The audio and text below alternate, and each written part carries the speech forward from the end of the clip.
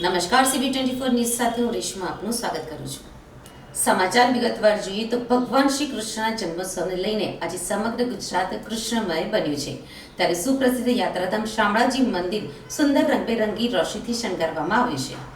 તહેવાર આવે એટલે ધાર્મિક દેવી દેવતાઓના મંદિરોમાં ભક્તોને ભગવાનના આકર્ષક દર્શન અને મંદિર પરિસરમાં વિવિધ ધાર્મિક આકર્ષણ વધે તે માટે અવનવા પ્રયોગો દ્વારા ધાર્મિક સ્થાનમાં અનોખી જ વ્યવસ્થા કરાતી હોય છે.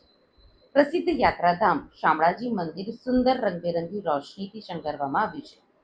ભગવાન શ્રી કૃષ્ણ જન્મોત્સવ નિમિત્તે સમગ્ર દેશભરમાં જન્માષ્ટમીની ધામધૂમથી ઉજવણી થઈ રહી છે. ત્યારે ગુજરાતમાં દ્વારકાધીશ મંદિર, ડાકોરનું રણછોડરાયનું મંદિર અને શામળાજી મંદિર સહિતના મંદિરોમાં ભગવાનને અનોખા જ પરિધાનથી શણગારવામાં આવ્યા છે. અલગ અલગ મંદિરોમાં ભગવાનને અલગ અલગ રીતે શણગારવામાં આવ્યા છે.